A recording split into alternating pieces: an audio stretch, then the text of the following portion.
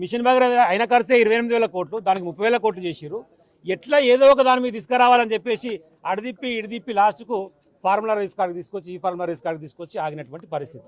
ఇప్పుడే చెప్పారు, శ్రీధర్ గారు కూడా చెప్పారు, ముగ్గురు మధ్యన జరిగినటువంటి ఒప్పందంలో హెచ్ఎండిఏకు జరిగినటువంటి లావాదేవీలలో వారికి వచ్చినటువంటి ఫైల్ మీద సంతకం పెడతారు.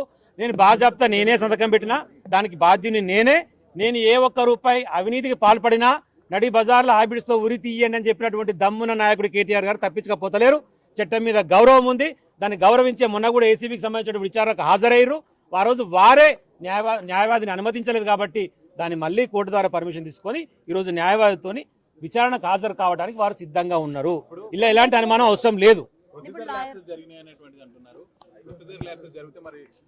పాలక మండలికి సంబంధించి ఏ పాలక మండలి అయినా సరే ఆ ఉన్నటువంటి ఫండ్ని ఖర్చు పెట్టేటువంటి అధికారాన్ని తీసుకునేటువంటిది ఆ పాలక మండలికి ఉంటుంది. ఒక మున్సిపాలిటీ ఉందనుకోండి, ఒక కార్పొరేషన్ ఉందనుకోండి, వాళ్ళ నిర్ణయం తీసుకోవచ్చు. హెచ్ఎండిఏకి కూడా పాలక మండలి ఉంటుంది. హెచ్ఎండిఏ పాలక మండలి తీసుకున్నటువంటి నిర్ణయాన్ని వాళ్ళు అడిగేటువంటి మాట ఏంటంటే 10 కోట్లకు దాటి చెల్లిస్తే అది క్యాబినెట్ అప్రూవల్కి ఫైనాన్స్ కాన్ఫరెన్స్కి పోవాలని చెప్పేసి అంటా ఉన్నారు. అలాంటి ప్రొసీజర్ ల్యాబ్స్ ఉంటే విధానపరమైనటువంటి నిర్ణయాలు మాత్రమే ప్రభుత్వం తీసుకుంటారు. అంటే ప్రభుత్వం మీన్స్ మంత్రులు తీసుకుంటారు. ఎగ్జిక్యూషన్ పార్ట్ చూడాల్సినటువంటి బాధ్యత అక్కడ ఏదైనా ప్రొసీజర్ ల్యాబ్స్ ఉంటే ఇక్కడ ప్రొసీజర్ ల్యాబ్ ఉంది అని చెప్పేసి ప్రిన్సిపల్ సెక్రటరీలు కానీ ఐఏఎస్ ఆఫీసర్లు కానీ గుర్తు చేసేటువంటి అవసరం ఉంటుంది. కాబట్టి ఆ యొక్క ప్రొసీజర్ ల్యాబ్స్ ఏదైనా ఉంటే దానికి సంబంధించినటువంటి చర్యలు తీసుకోవాల్సిన అధికారుల మీద ఉంటుంది తప్ప అక్కడ సంతకం పెట్టినటువంటి మంత్రి మీద ఉండదనేటువంటి విషయం వారికి తెలుసు. తెలియకపోతే అవగాహన లోపం. రేవంత్ రెడ్డి గారికి ఉన్న ప్రధానమైన సమస్య ఏంటంటే ఆయన గతంలో మంత్రిగా పనిచేయలే, గతంలో ముఖ్యమంత్రిగా పనిచేయలే, ఇంకా పోయిపోయిందంటే అధికార పార్టీలో కూడా ఎన్నడూ ఎమ్మెల్యేగా పనిచేయలే. కాబట్టి అడ్మినిస్ట్రేషన్ సంబంధించినటువంటి అవగాహన లేదు, ఆయనకు ఆ విషయం తెలియదు. దరిద్రం ఏంటంటే తెలియదనే విషయం కూడా ఆయనకు తెలియదు. అది ఇక్కడ బాధాకరమైనటువంటి విషయం. 100% చట్టపరమైనటువంటి అవకాశాలు ఏముంటాయో దాన్ని ఎదుర్కోవాల్సినటువంటి అవసరం ఉంటుంది కదా. అంటే కేసు పెడితే లొటపీస్ కేసు అయినంత మాత్రం వదిలిపెట్టలేం కదా, దాన్ని కొట్టాలి కదా. లొటపీస్ కేసు పెట్టినా కొట్టిన అరెస్ట్ చేయని చెప్పేసి అన్నారు కదా. అధికారికంగా వాళ్ళు చేసే ప్రయత్నం వాళ్ళు చేస్తే చట్టపరంగా మాకు ఉన్నటువంటి వెసులుబాటుని ఏ విధంగా ఉపయోగించుకోవాలి, అక్రమ కేసులను ఏ విధంగా ప్రూవ్ చేసుకోవాలనేటువంటి విషయాన్ని మేము కూడా వెతుక్కుంటాం కదా. దానికోసమే ప్రయత్నం చేస్తూ ఉన్నాం. నేనేమంటే లొటపీస్ కేసు కాదు, లొటపీస్ గారు పెట్టిన కేసు అంటున్నా. ఎందుకు అంటే ఇందాకనే చెప్పినా కదా, ఇంట్లో పంచాయతీ లోపల పంపు ఎక్కడ పంచాయతీ రా నన్ను. నువ్వు ఇచ్చినటువంటి హామీలు ఏంది? 420 హామీలు, 6 హామీలు ఇచ్చినావు. ఒక్కదాని కోసం మాట్లాడుతున్నావు ఎవ్రీడే. రోజొక పంచాయతీ, రోజొక కొత్త పంచాయతీ, రోజు డైవర్షన్ పాలిటిక్స్, ఇది చేస్తే అది చేస్తే అని మభ్యపెట్టే తప్ప ఈ ప్రయత్నం ఏదో, ఈ చర్చ ఏదో, ఈ మీడియా లేదో ఓపెన్గా చెప్పారు కేటీఆర్ గారు. అసెంబ్లీలో చర్చ పెట్టు, లేదు మీ ఇంటికి రమ్మంటే నేనే వస్తా, ఇద్దరం చర్చిద్దాం పట్టు, దాంట్లో జరిగిన పొరపాటు ఏదో మాట్లాడదాం పట్టు అంటున్నాడు. ఎందుకు మాట్లాడుతున్నావు మరి దాని గురించి? ఇంత హైరానా నువ్వు పడుతున్నావు, మేము పడతలేము.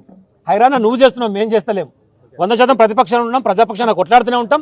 ఎవరైతే ప్రశ్నిస్తున్నారో ప్రశ్నించేటువంటి ప్రతి ఒక్కరి మీద అనగదొక్కేటువంటి ప్రయత్నం చేస్తూ ఉన్నాడు. మీడియాలో గట్టిగా మాట్లాడని తప్పులు ఎత్తి చూపితే, నువ్వు ఇచ్చినటువంటి మాట కట్టుబడలేదని మాట్లాడితే ఎవరి మీద పంపుదాం? ప్రసాద్ రెడ్డి ఎక్కువ మాట్లాడుతున్నా, ప్రసాద్ మీద విజిలెన్స్కి రాయి. మిషన్ భగీరథ ఏమైనా జరిగిందేమో. గాదర్ కిషోర్ ఎక్కువ మాట్లాడుతున్నా, వీని మీద విజిలెన్స్కి రాయి. మీరు చూడు, నేను చెప్తున్నా, నా మీద కూడా విజిలెన్స్ రాస్తారు. ఏముంటుంది? నేను మంత్రి సంతకం పెట్టినా బెదిరిస్తాను. ఈడీ రంగంలోకి దిగిందంటే మనం అర్థం చేసుకోవాలి. ఏంటంటే కాంగ్రెస్ బీజేపీ ములాఖాత్ అయి, ఇక్కడ ఉన్నటువంటి మెగా కృష్ణారెడ్డి, అక్కడ ఉన్నటువంటి అదాని ములాఖాత్ అయి, ఇద్దరు ఒప్పందం చేసుకొని మేము ఇక్కడ ఏసీబీ ఎఫ్ఐఆర్ చేస్తాం, తర్వాత మీరు ఎంటర్ గారి అని అంత ప్లాన్ ప్రకారమే చేస్తున్నారు. ఎందుకంటే ఎక్కడైనా సరే ఎఫ్ఐఆర్ అయితే మాత్రమే ఈడీ ఎంటర్ కావడానికి ఉంటుంది. ఈడీ సొంతంగా ఎఫ్ఐఆర్ చేయడానికి ఉండదు. ఏదో ఒక ఎఫ్ఐఆర్ మీరు చేస్తే మేము ఎంటర్ అవుతాం. ఏం ఎఫ్ఐఆర్ చేయాలి కాబట్టి ఏసీబీ ఎఫ్ఐఆర్ చేసింది. ఆ రోజు ఉన్నటువంటి అర్హత కలిగినటువంటి ఏ కాంట్రాక్ట్ వచ్చినా అందరికి మేము కాంట్రాక్ట్లు ఇచ్చినాము. ఒకవేళ మేము ఇచ్చినాం అనుకుందాం, మీరు అన్నట్టుగా మెగా కృష్ణారెడ్డి ఏదో మేము ఇస్తాం, మరి ఆయన ఎందుకు ఇస్తుండు? మరి అది కూడా అడగాలి కదా మీరు. ఆయన ఎందుకు కురుకులాడుతున్నాడు? అక్కడ జరుగుతున్నటువంటిది ఏంటంటే కుట్ర మొత్తం ఉన్నటువంటి మెగా కంపెనీ కృష్ణారెడ్డిది కాదు కదా, పిచ్చిరెడ్డిది కదా. కృష్ణారెడ్డి ఏం చేసినట్టు దాన్ని మొత్తం కథం పట్టించేసి పిచ్చిరెడ్డిని బయటికి ఎలా కొడుతుండు. 13,000 కోట్లకు మాట్లాడుకున్నారు. ఆ 13,000 కోట్లు చెల్లిస్తానికి మొత్తం భారతదేశంలో పైసలు దొరుకుతలేవు.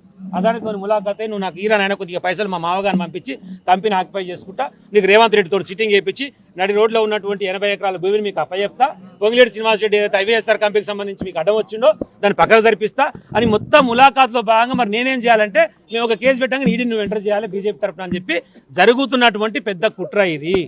ఆ కుట్రలో బీజేపీ కాంగ్రెస్ కలిసే చేస్తున్నది.